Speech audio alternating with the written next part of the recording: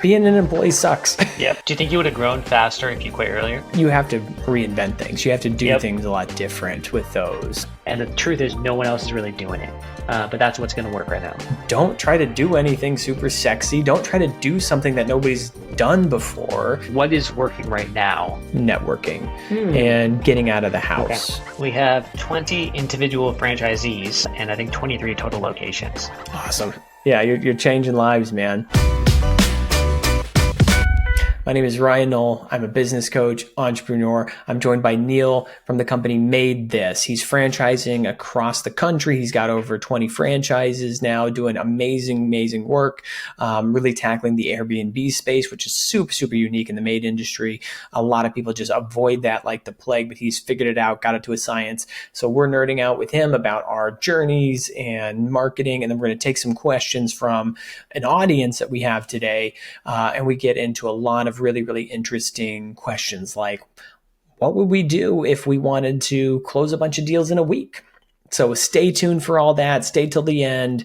If you haven't already, like and subscribe to the channel because we're putting out content like this all the time. So hang out with me. Stay to the end. You're not going to want to miss this super interesting conversation with Neel. Hey everybody, my name is Ryan Knoll, entrepreneur, business coach, running a cleaning company called Tidy Casa, and I'm joined by one of my good friends, Neel, who's running MadeThis, awesome maid agency that's run out of California right now, but you're franchising all over the country. How many franchises do you have at this point? We have 20 individual franchisees and I think 23 total locations. Awesome. Super. Yeah. You're a legend. You're an inspiration. I always love talking to you. I feel like every time I talk to you, I get at least 2% smarter. So, I'm ready to dive in here and connect a little bit more. So, you were asking before we kind of got on the camera here to talk a little bit about kind of our background and kind of where we started. And we've got your franchisees on the call as well. I'm going to be pitching in, asking some questions, which is great. We'll have some live feedback here. But tell me a little bit about, kind of the Cliff Notes version of your background. You're coming up and getting into home service. We probably started around the same time, like 2013, 2014-ish, the OG days of the cleaning days when we all found about it on Reddit. I was working a corporate job, did it a couple of years as a side hustle, and started to go kind of hard into the Airbnb space around 2014 when it started to come up. I quit my job in late 2015. I think we were around like 25 to maybe 30,000 in revenue at the time I quit. Margins were not great. I didn't know what I was doing. Everything was out of whack. But quit my job, booked a one-way flight down to South America and started traveling. And I was supposed to travel for a year, and it becoming 7 years of traveling while building the business, and figured out a way to do it fully remotely. And starting 2020 is when we started franchising it out. So a couple of the franchisees are with us on the call over here, and they're buying the remote local model of how do you run this in a lean way, fully remote, using global talent, and scale that way. Yeah, no, I love it. I was talking to Chris Schwab the other day, and he was talking about how he's kind of become known as the, remote living, working, MadeThis guy. But he's like, I got that all from Neel. Neel's my inspiration. So I don't know if you knew that, but it is always the next generation, and it keeps on going. Yeah, you're changing lives, man. Cool. So what was your job before you got into the maid stuff, if you don't mind me asking? I worked in private equity, so finance, investing in tech companies. Yeah, Ryan, you were at an SEO agency, I think, right? Yeah. I worked for an SEO agency. I worked for a really big one, a number of them. So I had an SEO agency that had over 1,000 clients. Not mine. I would have never quit that type of income, but I was managing it. And then I got another job at this, big, sexy marketing firm, doing SEO for really large clients. So like I was working for Microsoft, Starwood Hotels, so that's my background is search engine optimization.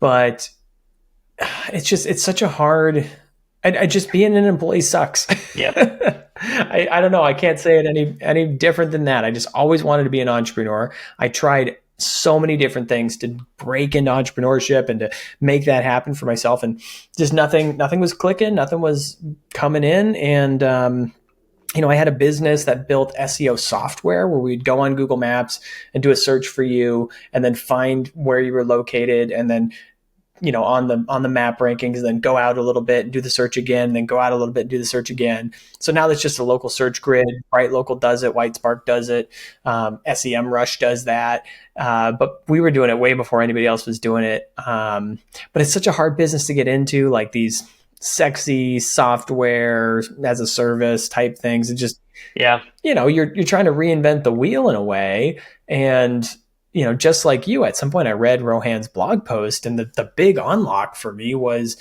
don't try to do anything super sexy. Don't try to do something that nobody's done before. That second mover advantage is everything. Like being able to look at somebody who's running a plumbing company or a garage door company or a whatever, and just copy them to start, and starting from a good first base of, we can see the model, we can see what's working for them, we can see what their prices are, and then we can innovate from there instead of having to innovate, from, it's nothing, right? And I think you had the same experience reading, I think, Rohan's blog posts on Reddit, right?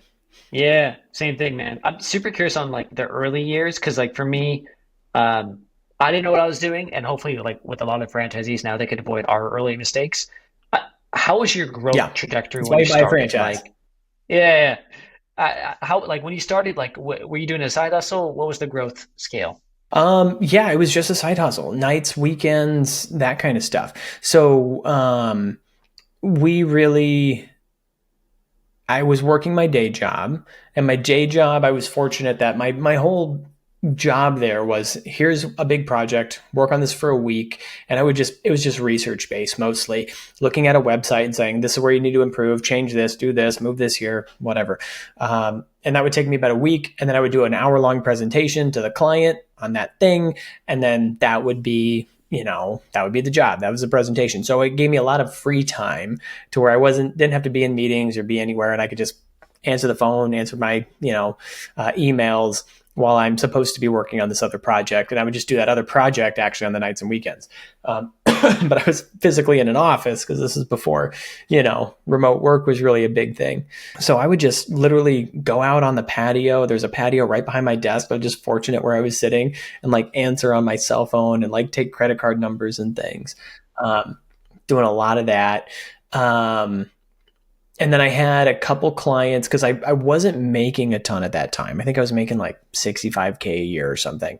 And it was enough to kind of pay my bills, but not enough to put into the business. So I Yeah. lucked out, and I had a friend who had a client of theirs who needed some extra SEO help. So for like, I don't know, $2,000 a month or whatever, I was helping them as well. This was like my third job at the Ah, time. And then just taking that money and putting it into this other project of Tidy Casa, my business, yep. and just grew from there.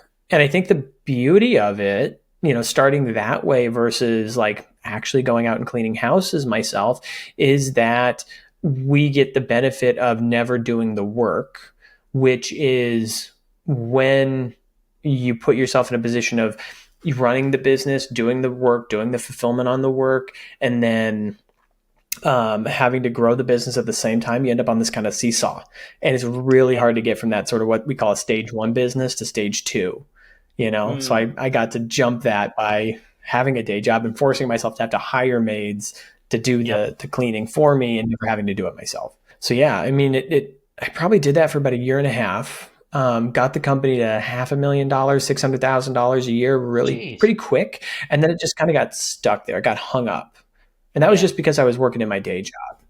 And the thing that I learned there was, when you're doing that, doing kind of the two things, there's eventually going to be a time where there's friction.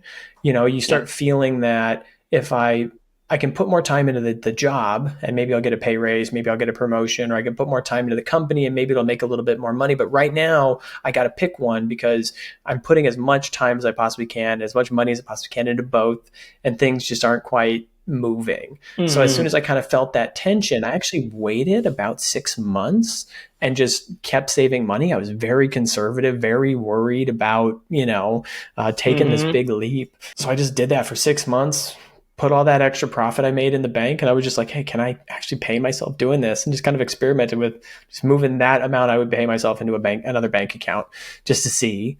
And then as soon as I was comfortable, I finally made the jump. And I wish I would have done it sooner because, there's so many things that were broken with the business at that point. Paying cleaners too much, not charging enough to clients, didn't have the right insurance that I should have had. I was, just doing silly things. And I would have probably learned those lessons a lot faster if I was forced to, actually make some money with the company earlier. Do you think you would have grown faster if you quit earlier? I think, yeah, 100%. I would have grown faster if I had, I would have grown faster if I would have quit because, that tension is what, I couldn't spend more time in the business. The business needed the time and needed the attention. Yeah. But, I think mentally for me, I needed to build up that savings. Yeah. Yeah. I think it's about risk tolerance for everyone and when they actually make the leap.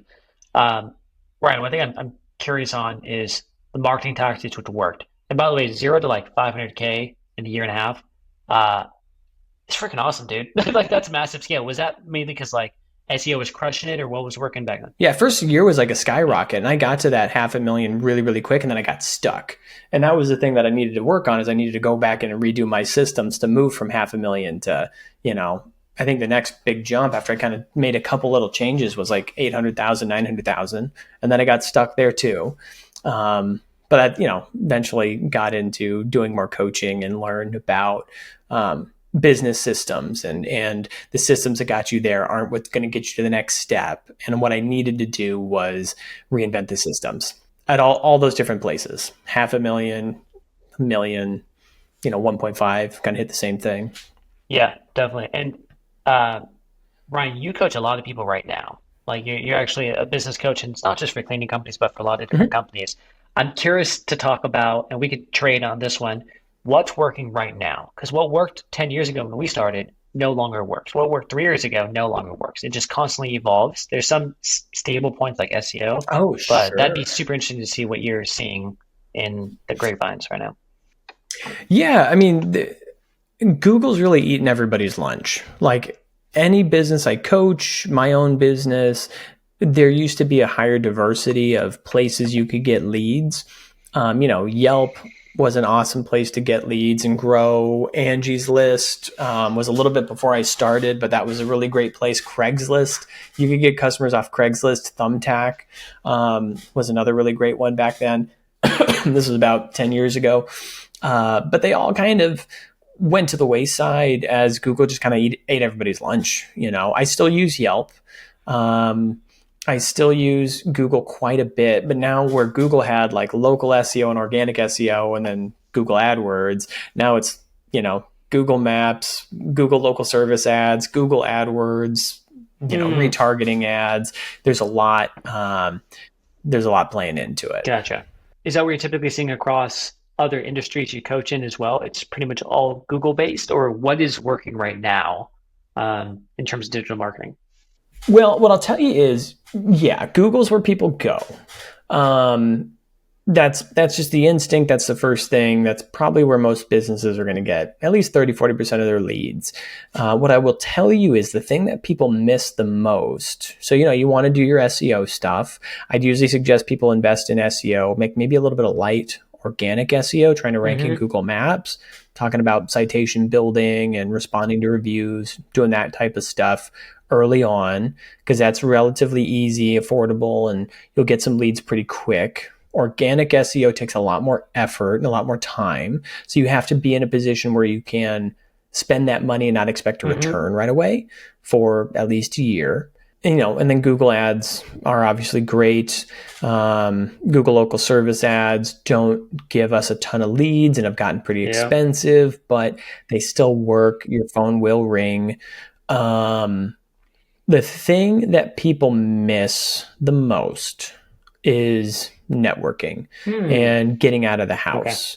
As a small business, there are a ton of resources, especially these home service companies. you can be going to BNI groups. BNI can be hit or miss. You can have a really good group or a not so good group. Kind of depends on the group you're in. But BNI is great. The Chamber of Commerce is great. There's property management associations that you can join where you will literally walk in and you'll be the only home cleaning company there. And they might have an apartment complex that's got 1,000 units in it.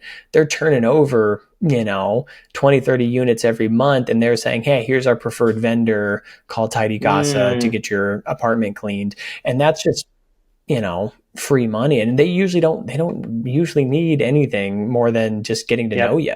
So that type of stuff can be really powerful. Just getting out of the house and pressing the flesh. People really miss the value in doing some of the traditional marketing stuff. We're as, modern people that kind of grew up with the internet, because we're about the same age. We don't think postcards can work and networking can work. It's harder to do when you're doing the remote living stuff, but there's a lot of power to that. Yeah. When we were at the Conquer meeting, the Conquer conference this last year, every year they announce people that broke $1 million. And there was one company that they called up specifically. He got to 1.5 million and he didn't even have a website. And I just was so blown away by that. Didn't have a website, just traditional marketing. I always bring up a story of someone I interviewed on the podcast like a few episodes ago. And she has a cleaning company in Australia, doesn't have a website, does $1 million, only has a Facebook page. That's it. And all our business comes from Facebook. Like, I truly believe in any marketing medium, you could have $1 million from just one marketing medium. Now, there's some obviously where it's like, if you're going to rely on Yelp, yeah, you can, but like maybe not if you're on the East Coast, right? There's some obvious ones. But for example, if you only double down on apartment complex associations, property management associations, and that's it, you could have $1 million business. If you only double down on like going hardcore on map pack SEO, really optimizing that, you could have $1 million business. It's just, there's so many ways to do it. I think what a lot of people miss out on is they try everything, right? They try a little bit of one, it kind of works, it kind of doesn't. Let's go to the next, I wish in hindsight I didn't do that, because I still do that a lot. But it'd be better just to say, let me spend and go hard on one for this amount of time. And if it doesn't work, I've optimized it. I'm not trying 2 or 3 things at once. I'm trying one thing at once, and then I go to the next one, then the next one. And sometimes, Ryan, I think it just depends on the personality of the person, which is unfortunate. Some people just really don't want to go out and do meetup groups.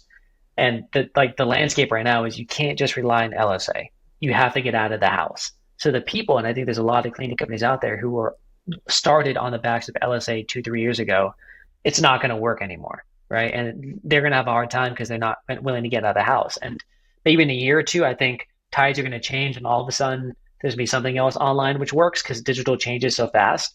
But the current season I think we're in is one of get out of the house marketing. And the truth is no one else is really doing it. But that's what's going to work right now. 100% agree. It's important to get out of the house and do a little bit of networking, traditional networking, like sending out postcards still works. I was meeting with another coach, and we were talking about traditional marketing stuff and what works. And I think we have this instinct to send everybody an email or a text. Emails work great. Texts work really, really great. But when you're texting people and emailing specifically, you're really only reaching about 17, 18% of your audience. So I have a list of like 10,000 people. So I'll send out an email and I'll get a good amount of leads. But what he was saying is, you have their address. We clean their house. Unless it was a move in, move out, 90% of our customers, we have their address where they're actually living. We can send postcards. Postcards, flyers, brochures in the mail really, really work, especially if they know your company and they've worked with you in the past. Just get a big stack of postcards and send it to everybody that's been over a year. Just check in. After about 2 years, probably doesn't make sense to send postcards, but then you're getting 100% of your audience, because they're going to open up that mailbox. They're probably just going to see your card and throw it away. Maybe 99% of them will do that. But it's really good brand building and brand awareness. And you can do a good job getting customers to come back with a little bit of persistence there. And it's dirt cheap. Ryan, I'm curious, what does your how many team members do you have internally? I'm guessing you're using mostly all remote staff as well. What's your team look like right now to operate your business? Yeah, so we're not. I don't use a ton of VAs, like people in the Philippines and stuff. I do have one executive assistant in the Philippines. She's great, love her to death, and she mostly helps me with managing my inbox and kind of dealing with these special projects that we're working on. So we're trying to build a system to help teach our independent contractors how to best work with us, how to make money, just keep them happy, keep them engaged. And there's like little things that just keep Mm, coming up with everybody. Every new cleaner has to learn this lesson and this lesson, and they usually do it by messing up on a client's house. So what we're moving to is having a go high level where it just kind of drips out that information 1 week at a time. Which we're really, really excited about. So she's helping me with that type of stuff. So I'm working on my special projects. Then I've got a operations manager, or basically what would be my COO, who does all my hiring and feedback with my cleaners. She's doing sales training with the people that answer the phones. And then mm. we've got two dedicated phone people who Where are they handle customer located? service and sales. And then we've got one person. What's that? Where are they located, your phone sales team? The phone people are all in Ramona, California, weirdly. And that just happened by accident. We had a Interesting. person that was here in Phoenix with me. She actually lived in a little city outside of Phoenix called Buckeye, Arizona. And my philosophy has always been I want to have a remote workforce. I don't want to have an office to come into. I hate commuting. I like working Hmm. in my office here. It's nice. I like it. It's cozy. Very much a homebody. So I just want to work in my office or have the option to work from a beach. That's always been my goal with the company. So, when I posted the ad, I was looking for people that knew about Arizona and Phoenix and where we were, but I posted it for remote. And it's maybe like an hour drive, from Phoenix. So she knows Phoenix. She's comfortable with it. She's got family here, but she's kind of Hmm. outside the city. So she worked with me for 3 or 4 years and then was going to up and move to Ramona, California. And I told her I can't afford California prices. Good news, she was moving to Ramona, which Hmm. is not LA. So I got to keep her on the same price. And she does a really weirdly good job networking with people and recruiting really awesome talent just from her leaving the house Hmm. and networking that she does on her own. So she kind of brought in the other two that have been doing a phenomenal job. And they were just people that she met locally in Ramona. And then we have one other person who's in Buckeye, who is also somebody that she brought in and met when she was living in Buckeye. And I'm very Yeah. particular about the people I hire, but somehow she's just been bringing in this really great talent. So I'm not complaining. Yeah. Right. I'm actually kind of surprised that most of these people are in the US Yeah, I think a lot of people because they don't are need that. to be, right? No, I mean, not at all. And nobody ever, like Ramona, California is still like a 5 hour drive from here. There's never a time when we get together. We video chat on Zoom like this. That's about it. I never see any of them. Hmm. Yeah. So what Yeah. about you? Tell me about kind of your structure at this point. Yeah. So the two entities, right? There's the franchise entity and the LA entity. I'll talk about the LA business, which is my actual operations for cleaning, which I started in 2013. So right now we have a general manager. Her name's Lisa.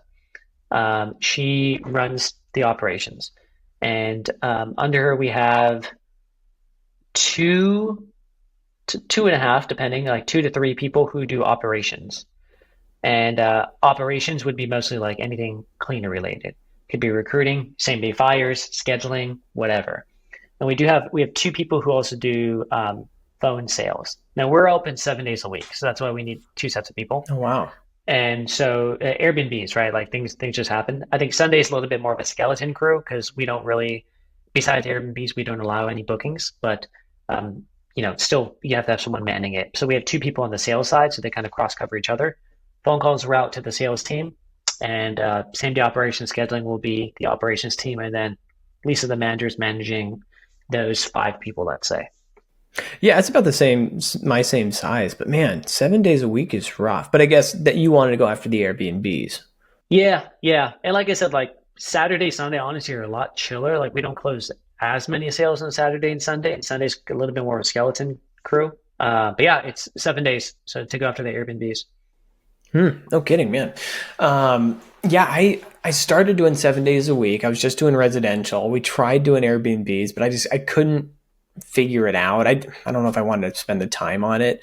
And all the Airbnb hosts that I was working with were just, they're particular. They wanted you at a special time. They wanted you that 7 days a week. Yep. I had a really rough time with it. So what's your experience been taking that on? And I guess how much of your business is Airbnb? Yeah, I mean, like in the first 1 or 2 years of me doing Airbnb, like we got our butts kicked, right? Like you underquote, you don't know what you're doing, you onboard what we call psychosandras.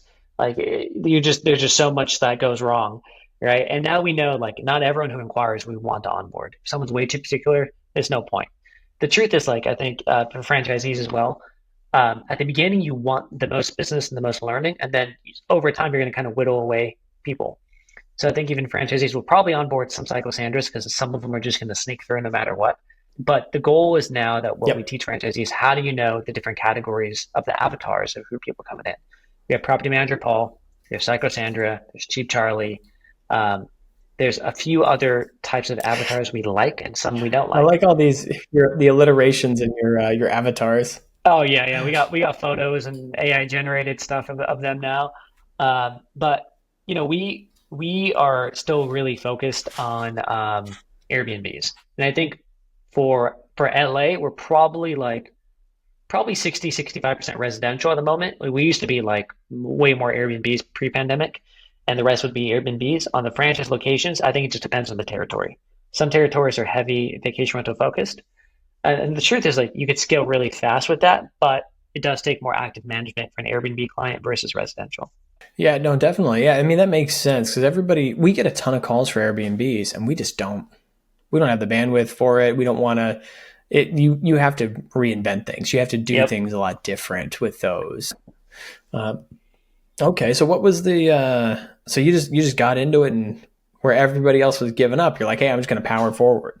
I just chased the money. It wasn't like, hey, let me crack the code and this is going to open up Pandora's box. Like, I was just like, I don't know. We get like, this is what seems to be working. Like, you figure it out. So, like, you get beat up enough with a problem and eventually you're going to try to figure it out. So, figured out that, hey, we need a specific software which is going to automate scheduling, which is mainly geared towards Airbnb hosts, things like that. So, I wouldn't say it's the perfect system yet, but it's one that allows us to actually go after those clients in a way that most other cleaning companies say no to. That's awesome. Yeah. Okay, so how do you get new Airbnb clients? Are you just going on Airbnb and direct messaging people? No, it's an easy way of getting banned. That's what I used to do. But there's a lot of Yeah, that's things. what I would assume.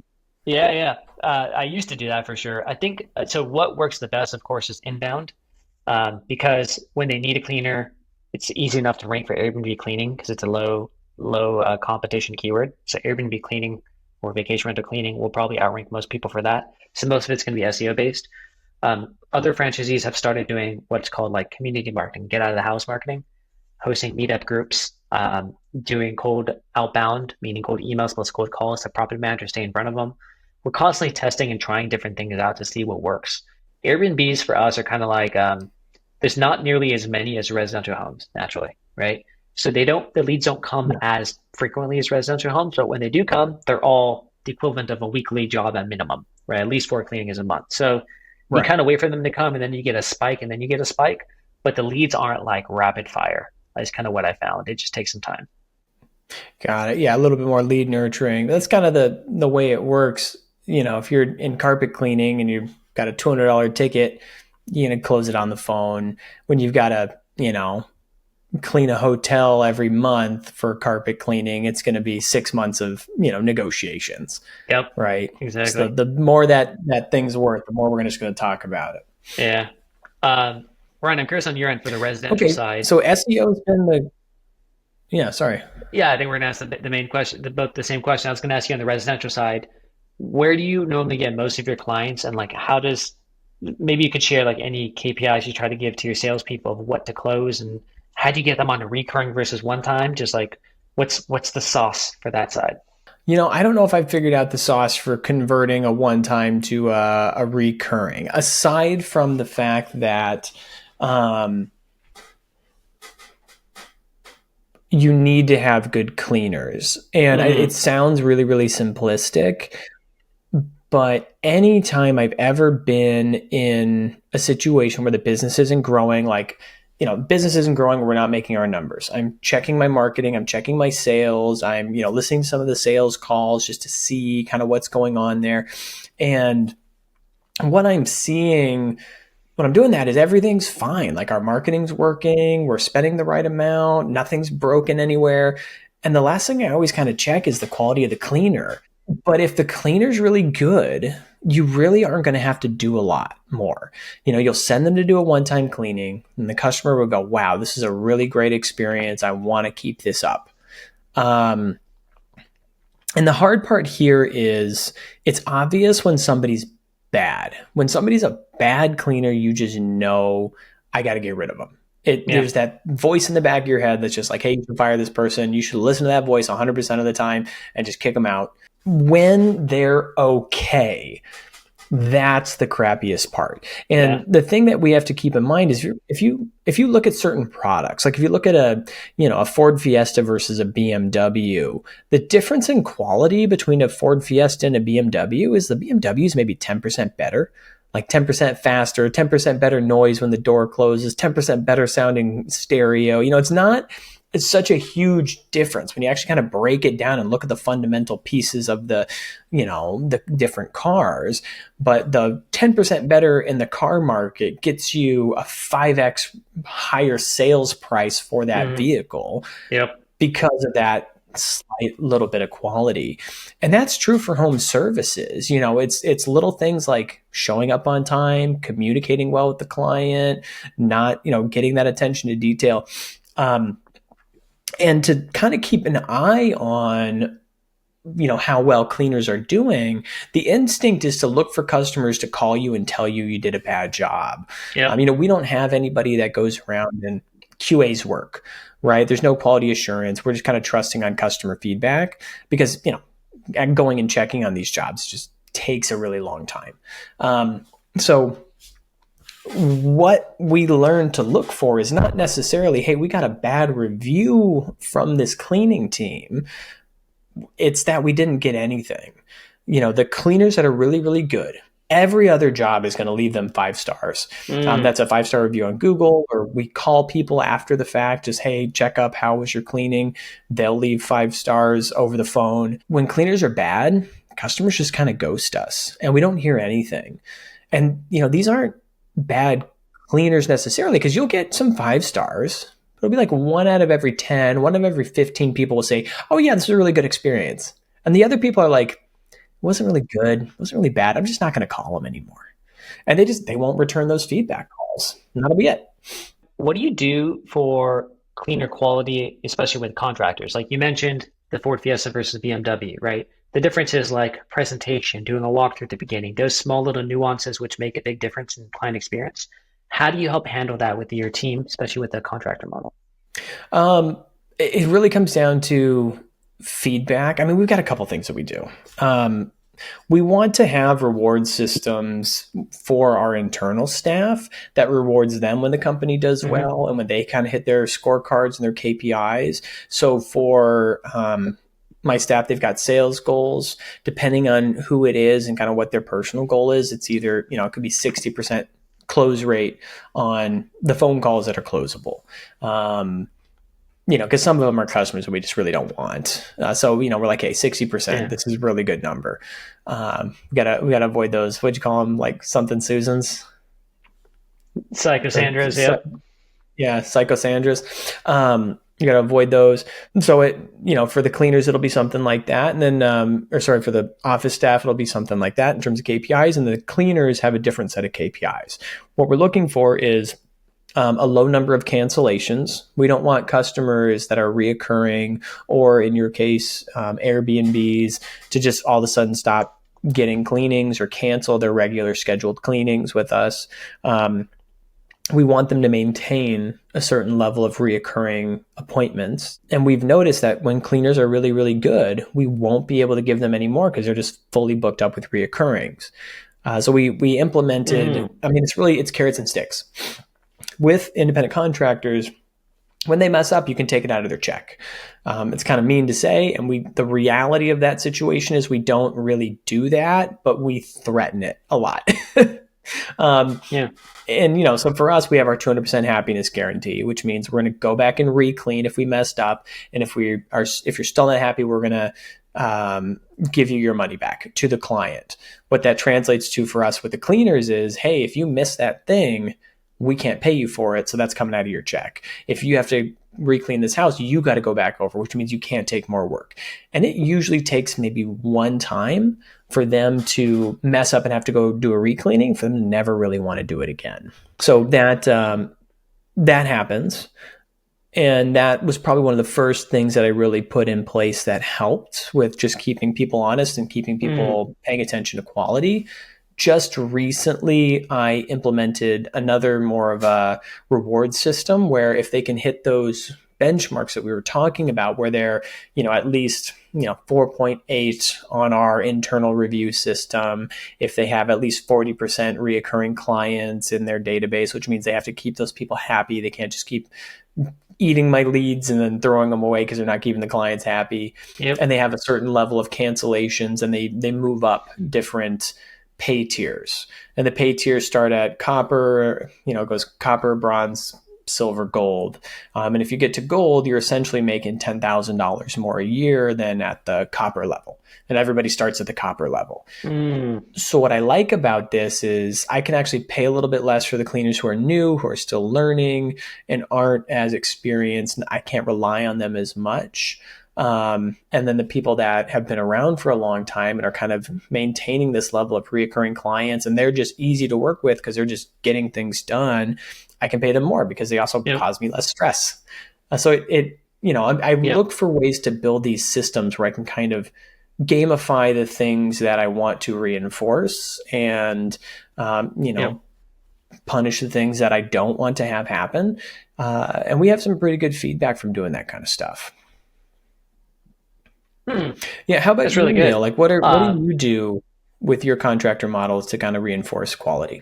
So honestly, some of the things you say just won't fly in California. And I've kind of realized this, that I think every state is going to be so different with how you act with it. And I think for, you know, some people asking these questions, they might be thinking, am I allowed to do that? It depends on your state. If you live in California, I'd say no, right? But if you live in almost any other state, I think you can implement a lot of the stuff Ryan's saying. Now for us, because we can't really carrot and stick as much, there's certain things like you could kind of do, like the best cleaner is going to get the best jobs.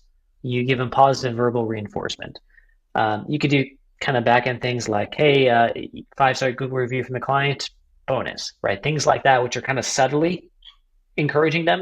And on the back end, they don't have great reviews and stuff. We just stop giving them work because we're not obligated to give them work. So that's kind of like the stick without it being such a formal thing.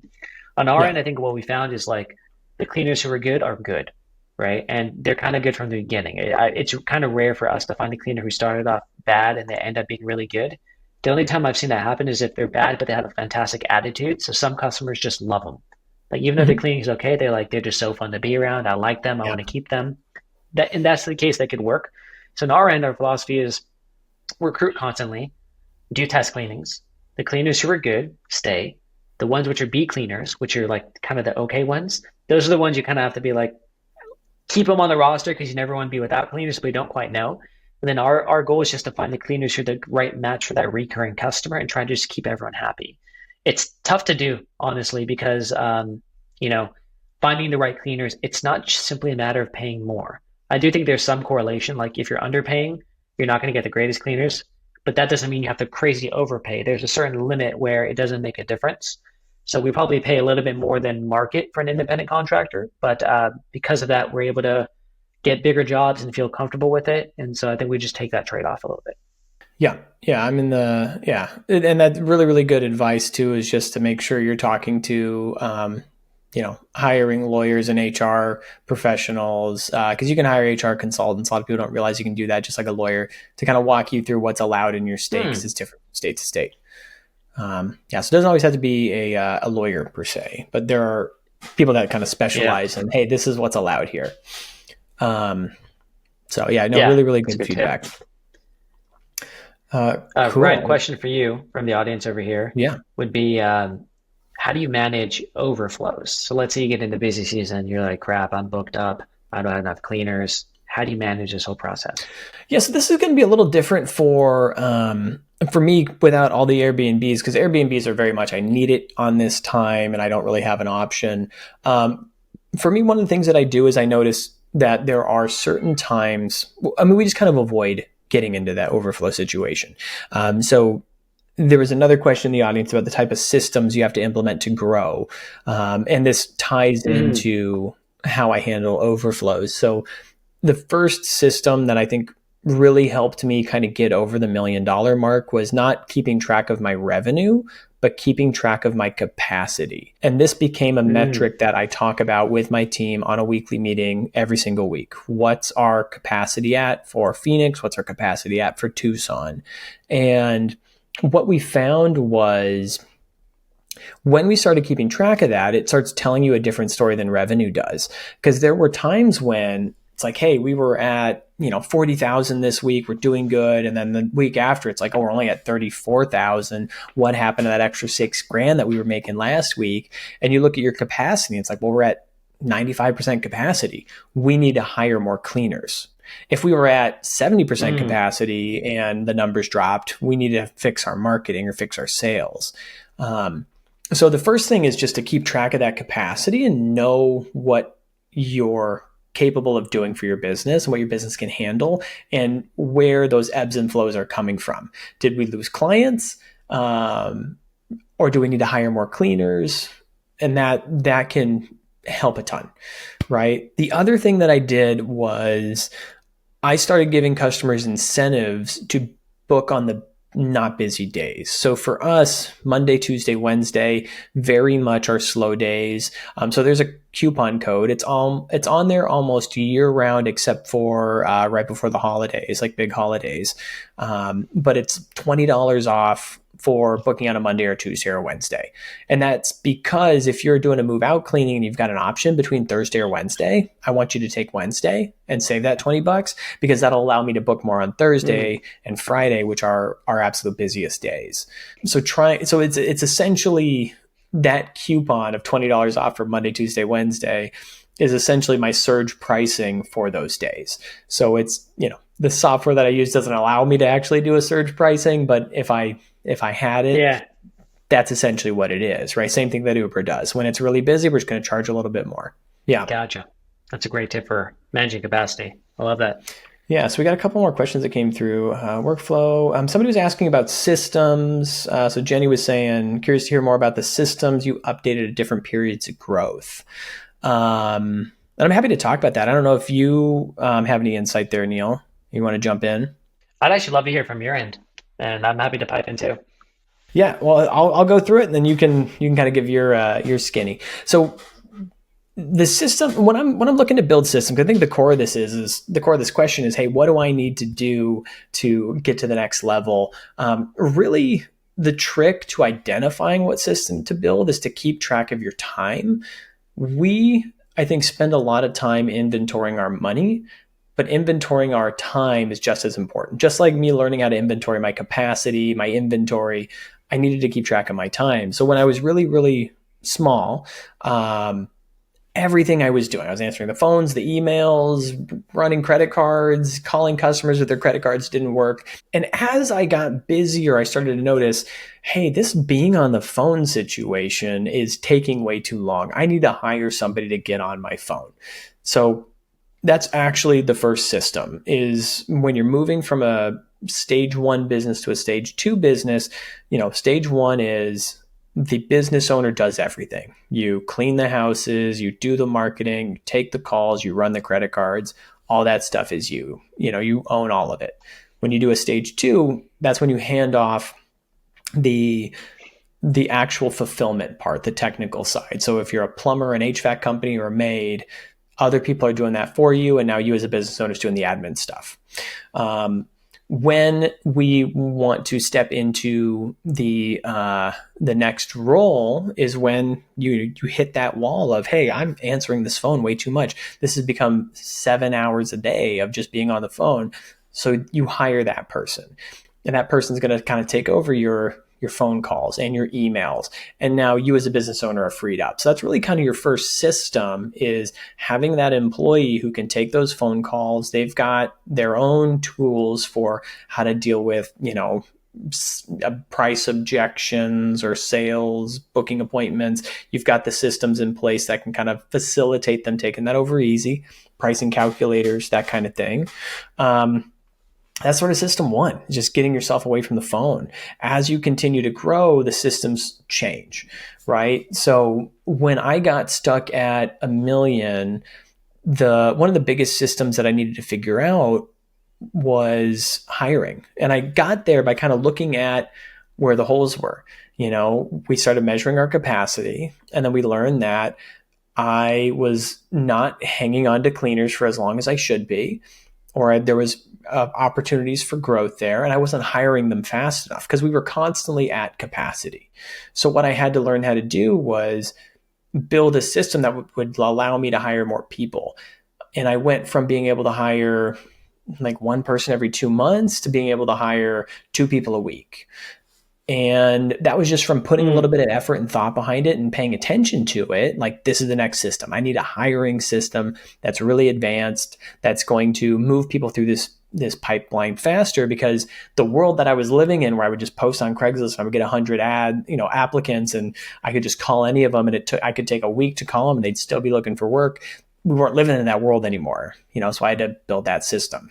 So those are the types of systems that we built to, just solve some different problems. And the thing that kind of blew me away about this idea of systems is I was stuck at about $1 million a year for maybe 3 years. I think realistically 4, until somebody pointed out, the things that got you here aren't going to get you over there, and you need to change your systems and put new systems in place to support that extra growth, support that extra money, support all the extra projects that you're doing.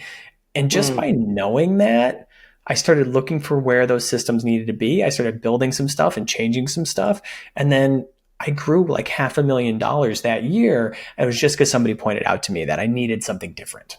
Dude, it's always the small stuff, man. I think a lot of people look for the silver bullet of what's gonna get them to the next scale, and it's oftentimes the fundamentals. That's it. Yeah, it's like, hey, there's this light switch that you can flip, and that's what's going to make you a millionaire. But it's really like new system that we implemented recently was just keeping track of close rates for our salespersons, because we just weren't doing that. We weren't having a problem with it, and we got to a spot where like, we need to keep track of this. And then we found out that one of our people was closing at 65%, and the other one was closing at 14%. So it's like, okay, we don't need more marketing. I need to fix sales. And then we just started keeping track of it. And the system was keep track of the sales close rates. And then she went from 14% close to 41% close within like 30 days, just because we were following up with her and holding her accountable and measuring it. So that system wasn't any more complicated than, here's a spreadsheet where we're keeping track of this. Yep. Easy fundamentals. Cool. Love, man. Well, dude, tons of value bombs over here. Yeah. Thanks, man. Hey, I always love talking to you, and kind of nerding out with you. So, always a good experience. I know we're getting kind of up on time here, so I don't know if there's any more last minute questions from the group.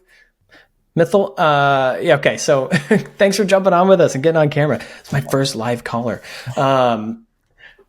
So you had some questions about marketing and lead volume. So yeah, talk to me about it. That's correct. Yeah. So in our location, we've, as you said, in the beginning, LSA was kind of a driver for us in the beginning. We got a lot of call volume just through LSA. And that's during that winter season that kind of dropped, and we sort of expected that, right?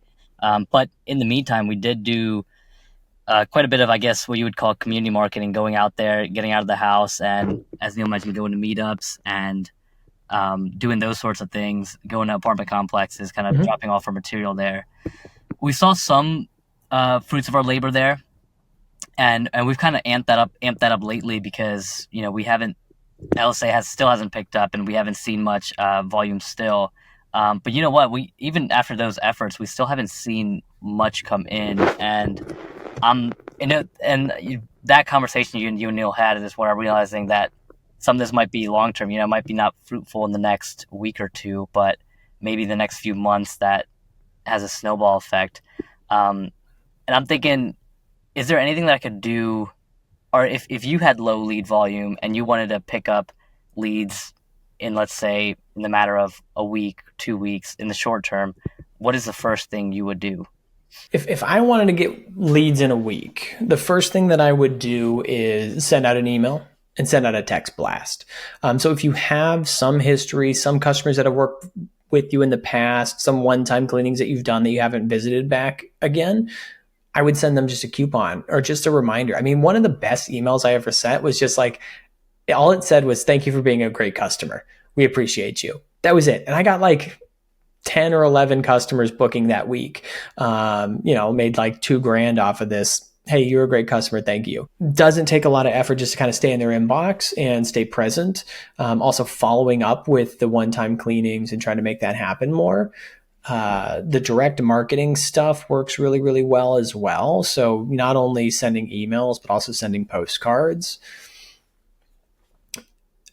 If I had to, so that's probably the first thing that I would do. And if you don't have a really big database, only been in business for a couple of years, which, I think is a lot of people, Google local service ads, like you said, aren't always going to be the number one thing.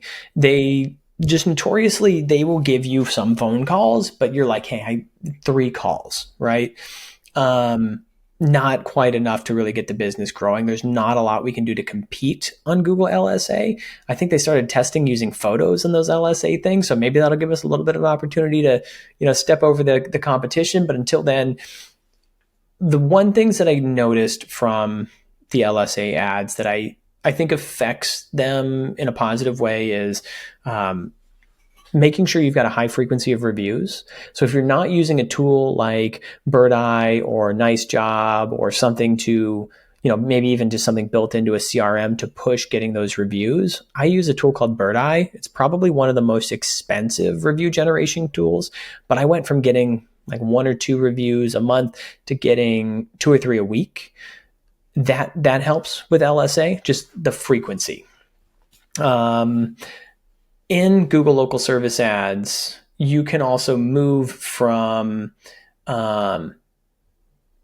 lead calls to booked to archived, and you can move the different leads down the track. So make sure that you're participating in that and moving them from one side to the other, because Google wants to see that you're actually closing these deals. They don't want you to just ignore them. That's another big piece of it, is making sure that you're actually participating in that and changing the status of the leads as they book appointments. So that's one of the things I have my executive assistant doing for me. And then if we really wanted to step it up, Google local service ads, not Google local service ads, but Google AdWords really, really works. And especially now, Google AdWords went from not really being effective when LSA rolled out. They made some changes. Now Google AdWords is effective again. And then the next thing after that is SEO. So Dimitril's, question, what would I do if I needed some quick ads, quick leads? First things first, send out an email, send out a text message, free money, people that we've already worked with. Then Google local service ads, just optimizing that a little bit better. Then actual Google ads. If you've got a Yelp presence, taking advantage of Yelp. I mean, the key is just getting out there and having more than one channel. Yeah. Quick money would be existing database only. It's really hard to find long-term other stuff. If you really wanted to do it, I'm trying to think of answers which would be different than that. If you had to get really scrappy, what would you do? Here's some tactics which I haven't executed in a long time because I haven't needed to. People leave bad reviews on their competitors. Guess what? Those people might want a better cleaning from you. So I used to be able to go to Yelp, say like, hey, this person left a bad review on my competitor. Maybe not like a 1-star crazy review, but just like a 3-star, I was less than enthused. message those people, give them a $50 off coupon. They're probably going to sign up with you because we already know they want to buy cleaning services. They've worked with a tech-enabled company, and they were just somewhat enthused, but not fully enthused. I think that's an easy way of just scrapping some more people as well. Awesome. Yeah. No, great feedback too. All right, we got two more people on the call here. Julius and Matt, welcome. Either you guys have questions? Thanks for all the information first. So it was fun getting to listen in. I hopped in and out. We just moved into a new house. We have movers moving furniture around. So like I said, hopping in and out, but some really good information. And obviously, I love the discussion on kind of the feet on the ground and going after the apartment complexes and everything, because I feel like that's what I've done and had success with it, and I enjoy that. But I guess one of the questions I had, and I don't know if you've already talked about it, but how do you handle, like when you look at your expenses, like where do you see that you can cut expenses? I don't know if you look at, it's one of the things we've invested in, I guess time and maybe money too, is like the Work Plan AI and trying to figure out what's the best ROI for actions that you do as a business. So I don't know, how do you guys track basically ROI on specific actions, like whether it's going in person and doing things where low costs or high spend into LSA or whatever, like, I don't know, just in general. Yeah. So when you're tracking your time and trying to find the ROI on your time, you got to set your dollar amount for what you make an hour, what you're worth an hour. This is actually a place that a lot of business owners make a mistake, because we find ourselves doing a lot of $2, kind of to your point, what you're coming up on is, when I do business coaching, one of the things that I always encourage people to do is move away from the $20 an hour work. If there's something that you're doing for $20 an hour, and we don't really need any tracking for that, we just know, like, hey, if you're picking up your laundry, if you're, answering phone calls, you can hire somebody for $20 an hour who's going to do a really good job at that. You shouldn't be doing that. We want business owners to be working on $500 an hour plus, $1,000 an hour stuff. So doing things like coming on podcasts, building the brand, getting PR mentions, interfacing with vendors. That's all the $1,000 an hour type work. That's where we want people focusing. If we are trying to get those numbers, you just got to figure out what you're worth an hour and say, hey, I spent an hour on that, BI meeting every week, and I've gotten 3 clients out of it this month. Is it worth it or not? Mm-hmm. So for you going, it's probably not, as a business owner with these low ticket items that we have in the maid service. If it's your salesperson going and, maybe they're only making 30, 40K or $30-$40 an hour, probably a lot more worth it for them to go. So that's the type of math that I'm usually doing when I'm looking at valuing my time and whether or not this action's worth it. Gotcha. Yeah, it's like opportunity cost. Right. I'd say, Matt, on my end, just because I know the task you're doing as well. There's certain things which Matt would be really good at that someone you hire would not be that good at. And there's some things you're doing which you could probably just get someone else to do. Things which I know you're good at is anything in person. And the truth is, like, some things you do in person for, like, let's say apartment complexes. The best way to track your ROI is, let's say your time's worth $25, $50 an hour, whatever you want to value it at. What's the complete amount of money you've made from that new apartment complex contract? That's all I want to know, is like, what's the actual lifetime value of that one contract? Because if that is a really high value, it's totally worth your time. Then how do you actually track that tactically? Same way Ryan said, let's say in War Plan, if you're creating a marketing lever, you track the time investment, how many you'd hit. And if you realize, like, dude, this is a massive leverage for the amount of money I'm putting in, which could be time or money, you better outsource everything else and just focus on that, right? Because if you hit 10 complexes, you're going to get 2 meetings, and over 2 months, it's going to result in $2,000 of sales. That's one way of thinking about it. And I'm using apartment complexes as an example, but this could even be with digital marketing, right? Like whatever else works in that realm. But yeah, Matt, I'd say, like, things you're good at, which a lot of people can't do, is things client-facing sales. Things which you don't need to do because maybe you don't even like doing it, is maybe going to be tracking your KPIs or putting data entry stuff. Maybe you hate doing that. You really don't like doing that. Then don't do it. Just focus on the stuff that makes a ton of money. Yeah. You talk to Jenny too much. Okay. Awesome. Well, we're going over a little bit of time here, but I just want to kind of put a little button on that too. So you're talking about networking, marketing. when you are doing things like hitting up apartment complexes and vacation rentals and things like that, a big piece of it too is trying to find the associations or the places where those people hang out. So there's, apartment manager associations that you can go and join and just spend an hour there. And now you're meeting 20 apartment complex owners and taking your